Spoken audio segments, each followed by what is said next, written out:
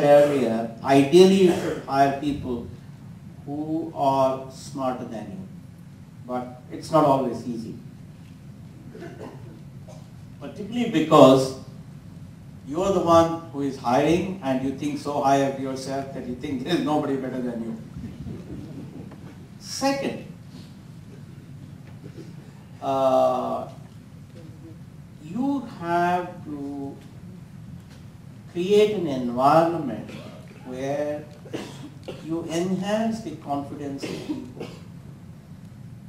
I have found in my own case that it is the context that makes all of us look so much better than what we are.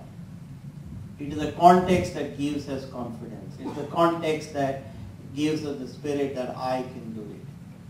Therefore, your responsibility as the leader of leaders is to create an environment in every discussion in the company where discussions are conducted in an environment of courtesy, dignity, discussions are conducted using data and facts.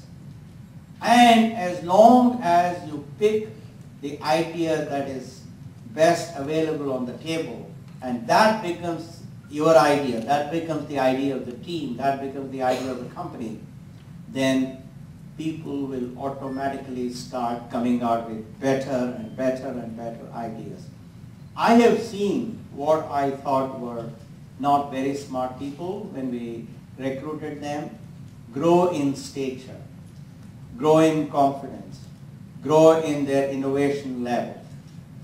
But the critical thing is for you to provide them opportunity to discuss and debate with you and to offer the solutions. And if you pick the best idea based on data and facts, based on certain sense of objectivity, then I do believe that you can indeed raise the quality of your people.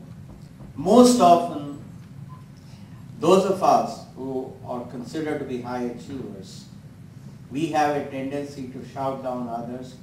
We have a tendency to say, I bring the best idea to the table, therefore it's only my idea.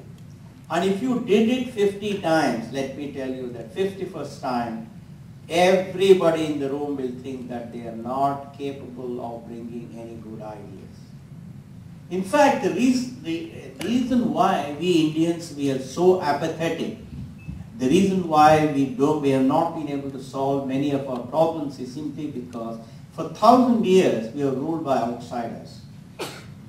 And the impact of this 1,000 years of foreign rule in India, between whatever, 900 AD or something when Alauddin Khilji or somebody came, and 1947 when the Britishers left, we were told that we were there to listen to them. We were there to do what they demanded.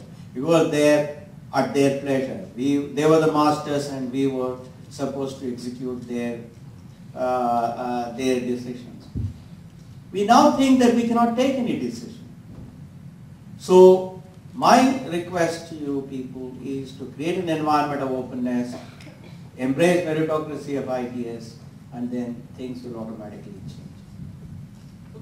Let's say the entrepreneur gets started and then he hires good people and follows all the things that you talked about and actually starts building a business. Now, in Hubli, there's a lot of businesses, not just hardware, software, all kinds of businesses. How is the next 25 years, it's going to be all about globalization. How should these companies think about global markets, global financing, and if they really want to participate in that high growth, how do they make sure that they don't get isolated in this whole economy? Well, one of the first things that we did was to say, let us try and understand how we can become fit for the global market. It didn't matter whether we were going to sell in the global market or not. It didn't matter whether we had the resources. But we said we have to create a mindset of becoming global market worthy.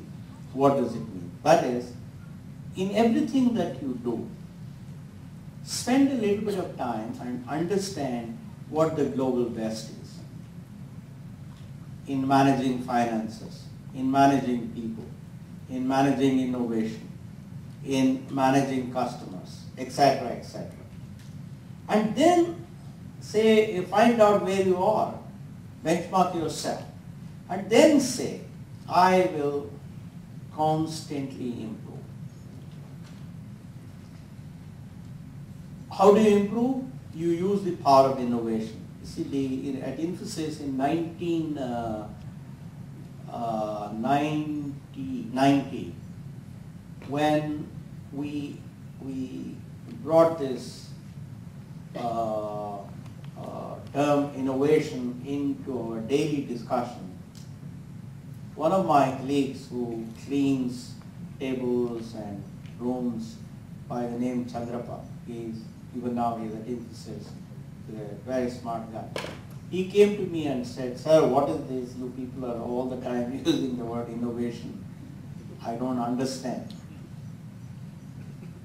So I told him, I said, look, it's a very simple thing. Let me explain to you what it means. I said, you are in the business of cleaning the floor, cleaning the tables.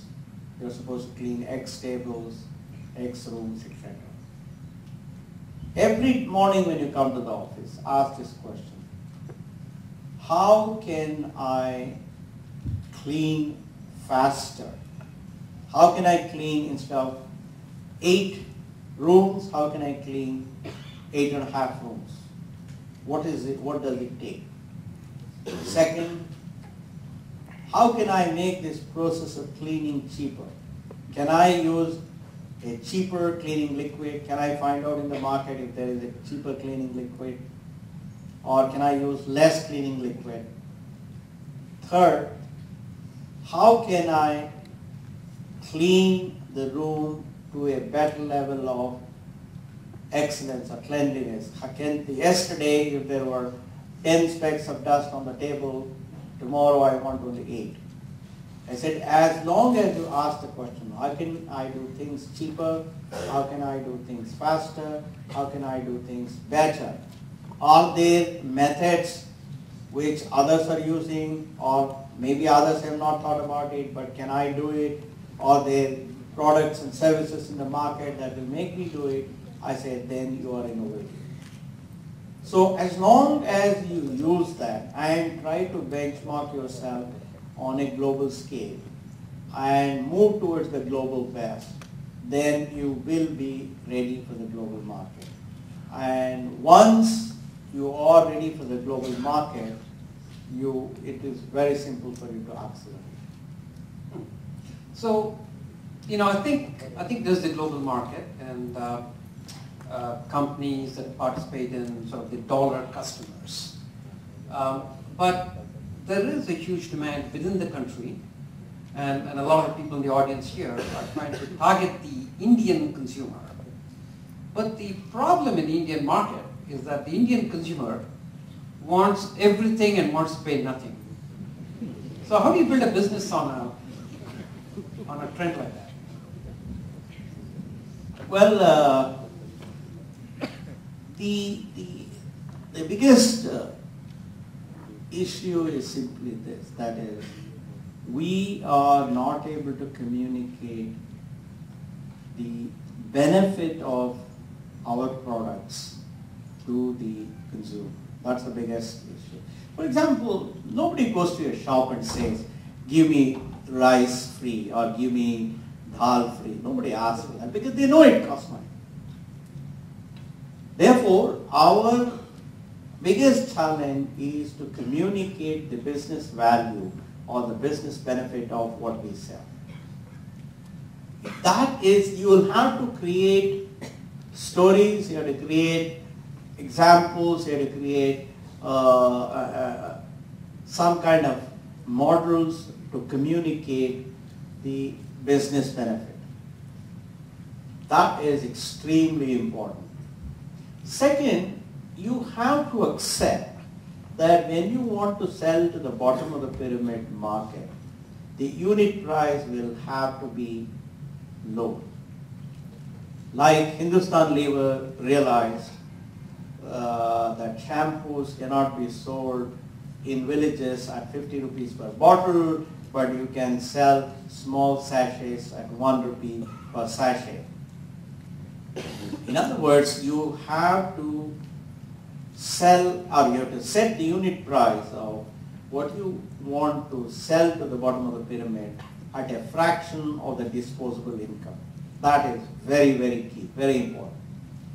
The moment you say that your unit price is low, then scalability becomes very important. You will have to sell to a large number of people to make decent sums of money. Number two, if you want to sell to a large number of people, then your distribution costs go high. Therefore, you have to be very, very efficient in distribution. You have to think of mechanisms whereby distribution becomes variable and that the costs are low. So if you look at communicating the value of what you sell, if you price the per unit price low, if you scale up your operations, and if you keep your or optimize your distribution costs, then there is a pretty good chance that you will succeed. Excellent. You know, I think some people here are here and they want to start a company like Infosys today. So, you know, one thing is, you won't take 15 years like Murthy to get to $1 billion revenue, right? 23. 23, no, $1 million. Oh, million. Your first billion was, million, yes. It took a long time, right? Yes. Yeah. So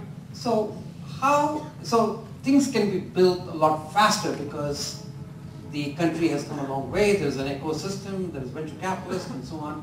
How should they be thinking, if you were to start Infosys today, what would you do?